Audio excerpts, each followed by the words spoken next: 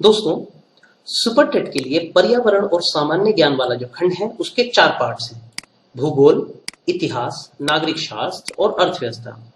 दोस्तों, मेरे इस वीडियो में हम भूगोल वाला सेक्शन लेने जा रहे हैं, जिसमें मैं आपको पृथ्वी की संरचना, नदियां, पर्वत, महाद्वीप, महासागर और जीव, प्राकृतिक संपदा, अक्षांश तथा देशांतर, ब्रह्मांड एवं सौरमंडल, भारतीय भूगोल, पर्यावरण संरक्षण और प्राकृतिक आपदा प्रबंधन के बारे में पढ़ाऊंगा।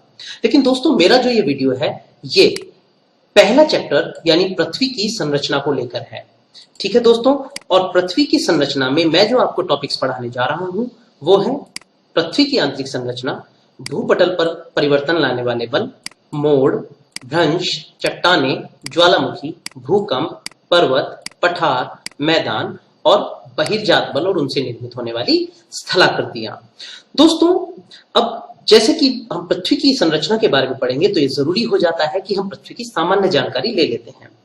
दोस्तों, आपको मैं बता दूं कि पृथ्वी सौरमंडल में तीसरे स्थान पर आती है। ठीक है, और पृथ्वी का जो घनत्व है वो 5.5 है। पृथ्वी को नीला ग्रह कहा जाता है क्योंकि यहां पर जल है, और हरा ग्रह कहा जाता है क्योंकि यहां पर जीवन है। पृथ्वी का जो कुल द्रव्यमान है वो 5.97 गुणा 10⁻24 किलोग्राम है। पृथ्वी के 2 प्रकार के व्यास हैं, एक भूमध्य रेखा वाला व्यास और एक ध्रुवों वाला व्यास। भूमध्य रेखीय व्यास 12,756 किलोमीटर है, जबकि ध्रुवीय व्यास 12,713 किलोमीटर है। और दोस्तों, इन दोनों व्यासों में कुल मिलाकर 43 किलोमीटर का अंतर है। ठीक है दोस्तों, पृथ्वी का जो परिक्रमण काल है यानी पृथ्वी सूर्य के चारों ओर जो परिक्रमा करती है वो 365 दिन में, और घूर्णन काल जो है वो 24 घंटे है। यानी पृथ्वी अपने अक्ष पर जो एक चक्कर पूरा करती है वो 24 घंटे में पूरा करती है। दोस्तों, अब आगे बढ़ते हैं पृथ्वी की आंतरिक संरचना को लेकर। दोस्तों, पृथ्वी की आंतरिक संरचना के बारे में मैं आपको बता देता हूं। बेसिकली पृथ्वी के 3 भाग हैं, एक भूपरपटी, उसके नीचे मेंटल और सबसे नीचे क्रोड। भूपरपटी को क्रस्ट, मेंटल को हम प्रावार भी कह सकते हैं और क्रोड को हम कोर कहते हैं। भूपरपटी 2 भागों में बटी हुई है, ऊपरी भूपरपटी और निचली भूपरपटी, और इन दोनों भूपरपटियों को अलग करने वाली असंबद्धता को कोनराड असंबद्धता कहा जाता है।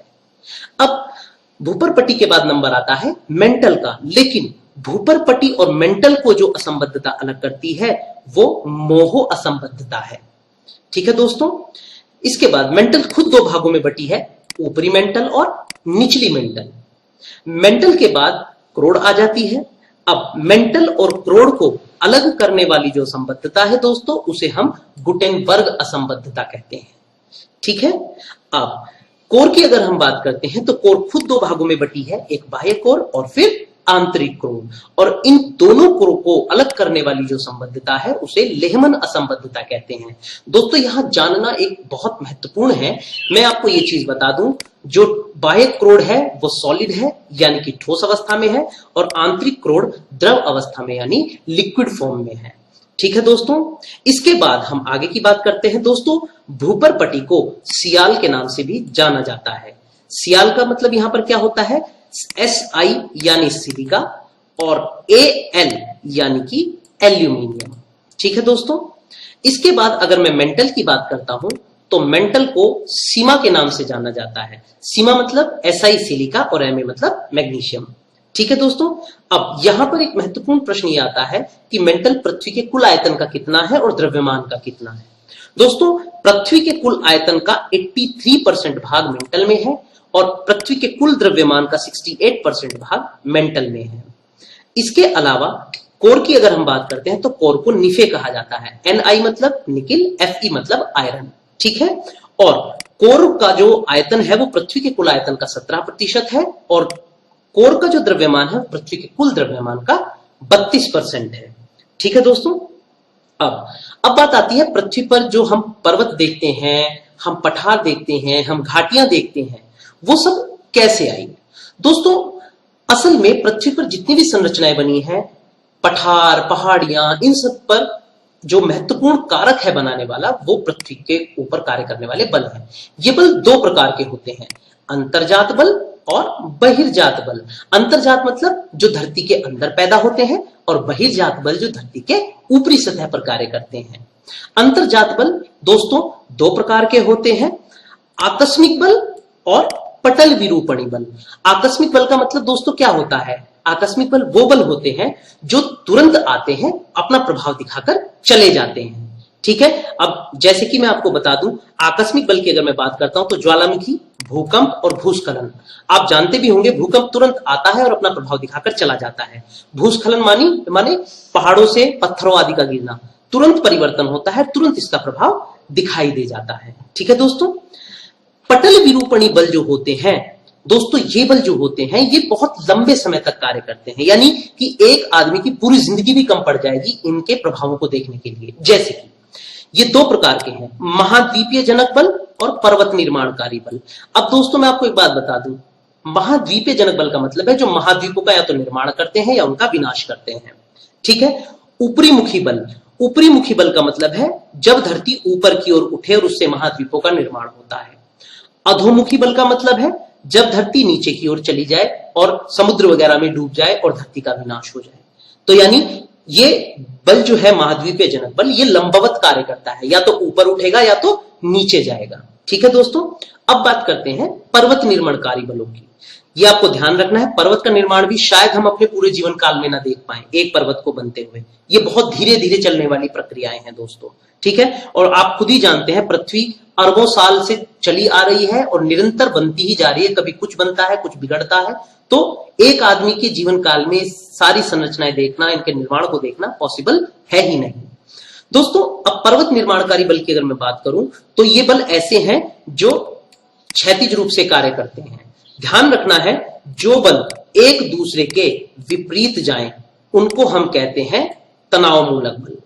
ठीक है, और जो बल जो एक दूसरे की ओर जाएं उन बलों को हम कहते हैं संपीड़न बल।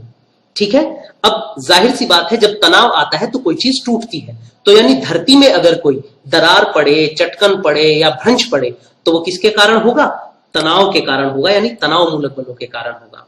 और अगर धरती के अंदर कोई वलन यानी मोड़ पैदा हो जाए या संवलन पैदा हो जाए तो वो किसके कारण होगा? संपीड़न के कारण होगा। ठीक है दोस्तों, तो ये तो अंतर्जात बलों के कारण के प्रभाव हैं, यानी अंतर्जात बल धरती पर भूकंप लाते हैं, भूस्खलन लाते हैं, ज्वालामुखी लाते हैं, पृथ्वी पर महाद्वीपों का निर्माण और विनाश करते हैं, पृथ्वी पर दरारें लाते हैं, चटकने लाते हैं, भ्रंश बनाते हैं या पर्वतों आदि का निर्माण करते हैं। ठीक है दोस्तों, अब थोड़ा सा बात कर लेते हैं बहिर्जात बलों की। बहिर्जात यानी बाहर की तरफ जन्म लेने वाले। अब बाहर धरती के संदर्भ में बाहर का मतलब है धरती की सतह। धरती की सतह पर हवा चलती है, नदियां बहती हैं, हिमखंड टूटकर गिर जाते हैं। दोस्तों ये सब क्या है? बहिर्जात बल है। इनके द्वारा जो प्रक्रियाएं होती हैं वो होती हैं अपक्षय और अपर्दन। ठीक है, अपक्षय का बारे में मैं आपको बता देता हूं। मान लीजिए कोई चट्टान है और वो टूट जाती है, लेकिन उसके टूटे हुए टुकड़े अभी भी चट्टान पर ही मौजूद है, यानी वहां से हिले नहीं है परंतु टूट गए हैं। तो दोस्तों जब कोई चट्टान या कोई सतह टूट जाती है लेकिन उसके टूटे हुए हिस्से अपने स्थान से नहीं हिले हैं तो इसे हम अपक्षय कहते हैं। ठीक है, और अगर गुरुत्वाकर्षण के प्रभाव में आकर वो टूटने के बाद नीचे की ओर बहना शुरू कर दें, गिरना शुरू कर दें तो दोस्तों इसे अपर्दन कहते हैं। ठीक है, अपक्षय और अपर्दन इन दोनों को मिलाकर कहा जाता है अनाच्छादन। यानी दोस्तों मैं यहां से आपको समझा देता हूं, मान लीजिए चट्टान थी, इसका ये वाला हिस्सा टूट जाता है लेकिन अपने ही स्थान पर है तो अपक्षय, लेकिन ये टूटा हुआ हिस्सा गुरुत्वाकर्षण के प्रभाव में आके नीचे की ओर गिरता है तो अपर्दन। और इन दोनों को टूटना और इसका नीचे की ओर गिरना, इन यानी अपक्षय और अपर्दन दोनों को मिलाकर हम क्या कहेंगे? अनाच्छादन कहेंगे, यानी डेनिडेशन। ठीक है दोस्तों, चलिए अब आगे की ओर बढ़ते हैं। दोस्तों अब हम पढ़ने जा रहे हैं मोड़। मोड़ क्या होता है? मैंने अभी थोड़ी देर पहले बताया कि जब संपीड़नकारी बल यानी एक दूसरे की ओर कार्य करने वाले बल प्रभाव दिखाते हैं तो जो धरती होती है वो इस प्रकार मुड़ जाती है, जैसा कि यहां दिखाया गया है। तो धरती का जो उठा हुआ भाग होता है उसे अपनति कहते हैं और जो झुका हुआ भाग होता है उसे अभिनति कहते हैं। ठीक है दोस्तों, अब वलन कई प्रकार के होते हैं, वो कितने प्रकार के हैं देख लेते हैं। दोस्तों सबसे पहले आते हैं सम्मित वलन। सम्मित वलन की सबसे महत्वपूर्ण बात यह है कि इसकी दोनों भुजाएं समान रूप से झुकी होती है और इसका उदाहरण है स्विट्जरलैंड का जूरा पर्वत। ठीक है, असममित वलन। असममित यानी कि जिसमें सिमेट्री ना हो, समानता ना हो। ठीक है दोस्तों, तो सममित वलन के लिए यह जरूरी है कि दोनों भाग अलग अलग रूप से झुके हुए हो, मुड़े हुए हो। ठीक है, इस प्रकार के वलन को हम असममित वलन कहेंगे। इसका उदाहरण है ब्रिटेन का दक्षिणी पेनाइन पर्वत। ठीक है, अब बात करते हैं एक दिग्नत वलन की। दोस्तों इसकी सबसे बड़ी बात क्या होती है, इसकी एक भुजा जो होती है वो तो सामान्य झुकाव वाली है, लेकिन दूसरी भुजा खड़े ढाल वाली होती है। ठीक है, यानी एक भुजा खड़े ढाल वाली और दूसरी सामान्य झुकाव वाली। और दोस्तों इसका जो उदाहरण है वो है ऑस्ट्रेलिया की ग्रेट डिवाइडिंग रेंज। ठीक है दोस्तों, अब बात करते हैं समनत वलन की। समनत वलन की क्या खासियत है, इसकी दोनों भुजाएं एक दूसरे के समानांतर होती है, यानी इस तरीके से समानांतर होती है। ठीक है दोस्तों, तो इस प्रकार की जो वलन होती है उसे हम समनत वलन कहते हैं। इसका उदाहरण है पाकिस्तान का काला चिंता पर्वत। अब दोस्तों समनत और परिवलित वलन दोनों लगभग समान है, बस एक छोटा सा अंतर है। परिवलित वलन में भी दोनों भुजाएं समानांतर होती है, लेकिन इसके लिए निश्चित है कि वो क्षैतिज रूप से समानांतर हो। तो ये वाला तो परिवलित वलन हो जाएगा और दोस्तों ये वाला समनत वलन हो जाएगा। और दोस्तों जो परिवलित वलन है इसका उदाहरण है ब्रिटेन का कॉरिक कैसल पर्वत। ठीक है दोस्तों, आगे बढ़ते हैं।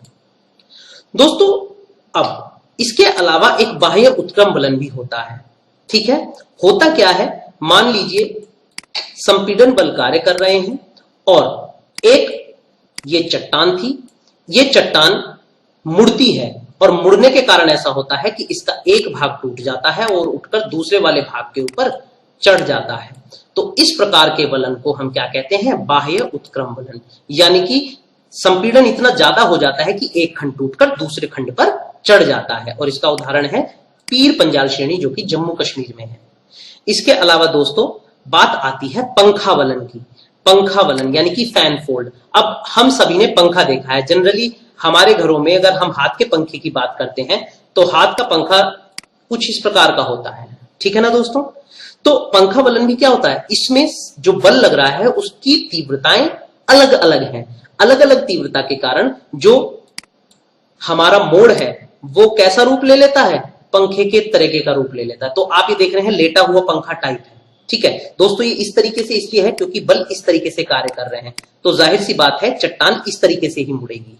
ठीक है, तो जब संपीड़न की अलग अलग तीव्रताओं के कारण वलन जो है पंखे जैसा रूप धारण कर ले तो उसे हम पंखा वलन कहते हैं। ठीक है, इसके अलावा बात आती है ग्रीवाखंड और नैपी की। अभी थोड़ी देर पहले मैंने बताया था कि जब बल ज्यादा हो जाता है तो एक भाग मोड़कर टूटकर दूसरे पर गिर जाता है, चढ़ जाता है। दोस्तों अगर यही कार्य ऐसा हो कि जो खंड है वो बहुत दूर जाकर चढ़े तो इस प्रकार के जो वलन को हम नैपी यानी कि ग्रीवा खंड कहते हैं। और दोस्तों इसका उदाहरण है कश्मीर घाटी। ठीक है दोस्तों, उम्मीद है समझ में आ रहा होगा। अब मैं आपको भ्रंश के बारे में बताने जा रहा हूं। दोस्तों अगर भ्रंश की बात करें तो भ्रंश असल में क्या है, मैंने अभी आपको बोला अगर दो बल विपरीत दिशाओं में कार्य करें। ठीक है, आप एक कागज को ही ले लीजिए, अगर आप एक कागज पर दो तरफ से अलग अलग बल लगाते हैं तो आपका कागज फट जाएगा। इसी प्रकार पृथ्वी के भीतर जो बल कार्य कर रहे हैं अलग अलग यानी तनाव मूलक बल, जैसा कि यहां लिखा हुआ है, तो उनके कारण क्या होता है, चट्टानें टूट जाती हैं, उनमें दरार आ जाती है और इन दरारों को ही हम भ्रंश कहते हैं। ठीक है दोस्तों, ये भ्रंश जो है तीन प्रकार के होते हैं। एक होता है सामान्य भ्रंश, दूसरा होता है उत्क्रम भ्रंश और तीसरा होता है ट्रांसकरेंट भ्रंश। ठीक है दोस्तों, अब इसमें क्या होता है, जो सामान्य भ्रंश होता है उसमें क्या होता है, भ्रंश जो है एक नीचे की ओर, एक ऊपर की ओर और एक नीचे की ओर गमन करते हैं। दूसरा भ्रंश क्या होता है, उत्क्रम भ्रंश होता है, वो विपरीत दिशाओं में गमन करना शुरू कर देते हैं। ठीक है, और ट्रांसकरेंट भ्रंश में क्या होता है, ये भ्रंश जो है ये एक दूसरे से सटकर एक दूसरे से टकराते हुए गमन करते हैं। ठीक है, तो भ्रंश तीन प्रकार के हो गए, सामान्य भ्रंश, उत्क्रम भ्रंश और ट्रांसकरेंट भ्रंश। दोस्तों भ्रंश से बनने वाली कुछ संरचनाएं भी हैं जिनके बारे में मैं आपको बताने जा रहा हूं। भ्रंश से क्या होता है, मान लीजिए भ्रंश ने दो दरारें बनाई और बीच वाला हिस्सा नीचे की ओर धंस गया, तो नीचे की ओर बीच वाले हिस्से के धंस जाने से भ्रंश घाटी का निर्माण होता है। ठीक है, मान लीजिए दो दरारें पड़ी लेकिन ये दोनों हिस्से ऊपर की ओर गमन कर जाते हैं। हालांकि आप देख रहे होंगे यहां पर भी एक भाग, बीच वाला भाग नीचे है, यहां पर भी बीच वाला भाग नीचे है, लेकिन दोनों में अंतर क्या है? भ्रंश घाटी तब बनेगी जब बीच वाला भाग नीचे गिर आता हो, और रैंप घाटी तब बनेगी जब किनारों वाले भाग ऊपर जाते हो। ठीक है दोस्तों, तो क्या अंतर हुआ?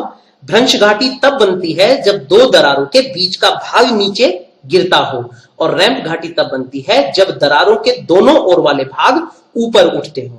ठीक है दोस्तों, अब बात करते हैं पर्वतों की। आपको मैं ये बता देता हूं, अभी मैंने आपको बीच वाले भाग के नीचे धंसने की बात कही, अब मैं बीच वाले भाग के ऊपर उठने की बात करूंगा, जिससे पर्वत बनेंगे। अब आप देखिए यहां पर भी दो भ्रंश हैं, लेकिन अब यहां पर क्या होता है? मान लीजिए दोनों भ्रंशों के किनारों वाले हिस्से नीचे आ जाते हैं, तो बीच वाला हिस्सा खुद ब खुद ऊपर उठ जाता है, तो इससे जो पर्वत बनता है दोस्तों, उसको हम भ्रंशोत्थ पर्वत कहते हैं।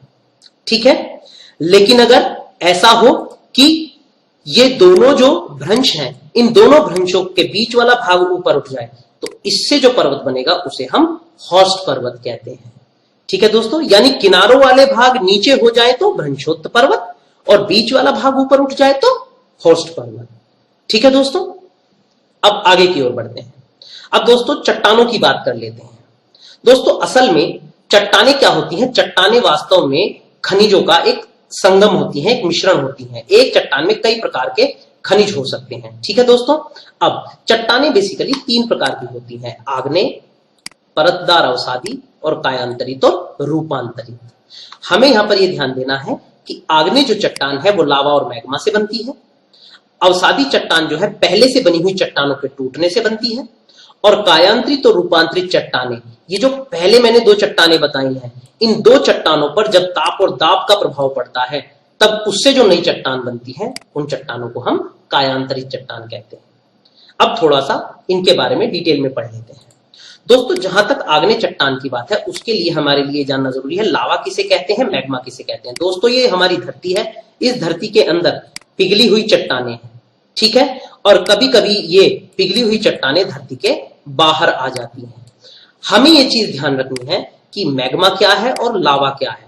ठीक है दोस्तों, ये जो धरती के अंदर पिघली हुई चट्टानें हैं, इन्हें तो हम मैग्मा कहते हैं, लेकिन जब ये मैग्मा बाहर आ जाता है तो इसे हम लावा कहते हैं।